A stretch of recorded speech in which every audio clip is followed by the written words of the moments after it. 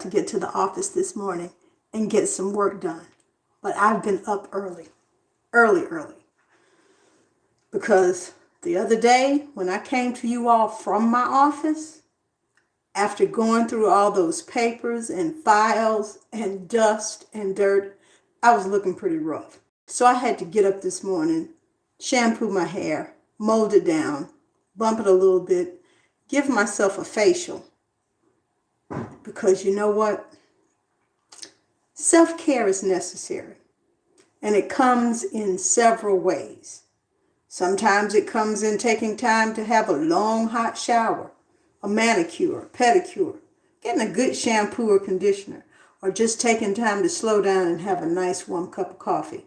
So this morning, I got up about 4.5 hours ago to be able to do some good self-care, so I'll be ready to get into my office and get some work done. But I did want to come and talk to you this morning, because there's a couple of things that I want you to do, and I want you to do it for me. You all have shown me big love here on Facebook.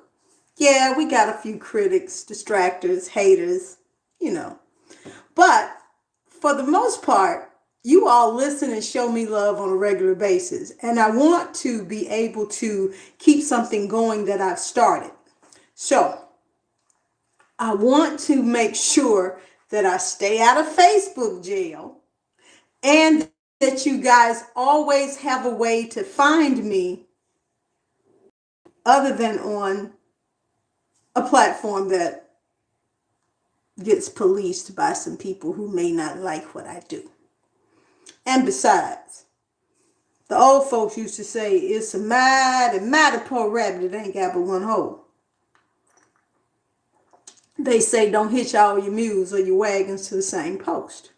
So I hope that you all will visit my website, redvelvet.com. You spell red with 2 D's. I hope that those of you who are on my Facebook page and are part of my Facebook family will come on over to Red Velvet Video on YouTube. And I hope that those who follow me on YouTube will find me on Facebook under my government name and become a part of that family. This morning, I want to address something that comes to me in my inbox and kind of slick in my post. A lot of times when I'm giving some advice, especially to younger ladies, not to make them choose anything or make them, but just to get them to think. You have to be empowered to think. And in being empowered to think, you empower yourself. So just because a woman is empowered to think doesn't mean that she's going to turn around and emasculate males. Neither does it mean that the person giving the message is trying to emasculate males. However, some mad little males often try to throw in a qualifier about me offering dating or relationship advice. Well, I offer my advice from experience. And doing something that doesn't work out well for you is as important of an experience as being successful at something that did. I'm very afraid of people who only chart their successes and never admit to their failures. Your failures sometimes teach you more than your successes do, and it is often a series of failures that lead to the greatest success. However, this morning, I want to address one question, and I'm doing so in the topic. There's a saying that says, what's good for the goose is also good for the gander. Well, sometimes what's good for the goose may even be better for the gander when applied appropriately. So before I get started, I want you all to understand this. To any male who has the nerve to ask me, how is it that I'm qualified to give any relationship advice considering that I'm not married?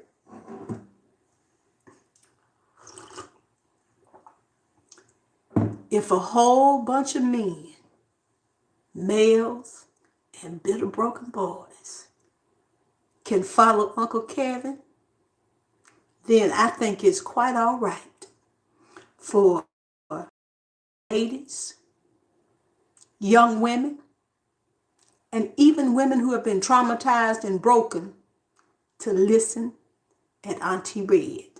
Okay? All right? If y'all can keep the sayings of your Uncle Kevin, there are a lot of young women out here who can live by what Auntie Red said. Okay? Now, I will come on social media and my videos with a wedding band, my husband, my boyfriend, my boo thing, whenever the ones that you men follow come on camera with theirs. Okay? So until you demand proof that you can maintain a relationship with a woman, you better not ever ask me about how well I'm able to maintain a relationship with a man. And I can, because I've learned how to first have a good relationship with me. Now, the other thing I want you all to consider, and this is not just for women, it's for people in general. You would not force yourself into an outfit, dress, suit that did not fit you well and did not fit you comfortably. Now, some people would, but if you've got a great body, you can't showcase that body in a poorly fitting, uncomfortable outfit. And if you've got some flaws like the rest of us and you don't have a perfect body, you can't accentuate the positive and minimize the negative in poorly fitting outfits or shoes. So you wouldn't force yourself into any outfit or shoes that don't fit. And I'm going to ask you all to stop trying to force yourselves into situations that don't fit you. And one of those situations is how you choose to occupy a place in somebody's life versus knowing how to date. Dating is, first of all, not synonymous with sex. Sex and dating are not the same thing, and neither one is a mandatory requirement of the other. You can have sex with somebody that you're not even really dating, which is not good.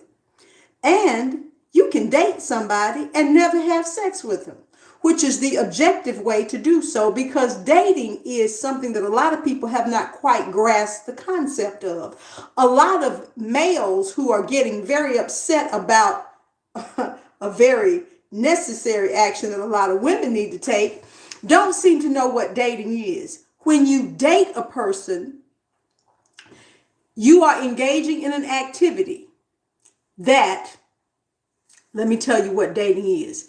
Dating is, one, the opportunity to meet people and get to know them better. Okay? The second thing dating is, it is a process of elimination. You eliminate who you don't want and what you don't want. The third thing is, dating is a numbers game. The more people that you meet and get to one with whom you are compatible, instead of waiting around for somebody that you just settle with. Okay? Now, here is where the problem comes in. Men are congratulated for playing the field, but you do realize that playing the field and being congratulated for sowing their royal oats is how a lot of guys get notches on their bedpost, count up their sexual conquest. And that is why it is so disturbing for them to think that women are now choosing to exercise their options. Doesn't necessarily mean that they're going to be having sex. Wise women are not going to risk their life, their health, or their sanity by being physically active, sexually active with a plethora of random men. We don't do that. However, a lot of men are not willing to admit that sowing their raw oats often fell into fertile ground, and they got a lot of bad crops they had to harvest, including STDs, unwanted pregnancy, lifelong child support, and even shotgun weddings and miserable marriages that a lot of them have found themselves in. However, wise women will realize that you do yourself a great disservice to make somebody a priority when you are still just an option to them. Being in a committed, monogamous, exclusive relationship and dating are not the same. However, dating is the method or the vehicle by which some of us get there. Now, did that soak in? Dating is simply the opportunity to meet people, spend time with them, wait for it, get to know them to the point where you choose to continue to date them or you eliminate them. And the more opportunities you have to meet more people, the greater probability of finding someone that you are compatible with. Compatibility is a big deal. But when you meet a person and you focus all of your energy on them and just shut everybody else out, you have a tendency to put too much time and energy into that person. In other words, you're putting too much money into something that you're not going to get a return on your investment. I want you to think of it that way. Consider that you make an investment that you're not going to get a return on that investment, or the return is going to be far, far less, if anything, than what you put in. That's what happens when you meet a person, you make them the primary focus of your life. And you have a tendency to overlook the bad and blow up the little bit that you think is good. However, when you're dating, you have a comparison. When you focus all your attention on just one person, just because they have a job, they go to work every day, they have a car and a place to live, you blow that up. But you minimize the fact that they drink too much, they don't budget their money, and they have not closed out that baby daddy or baby mama drama.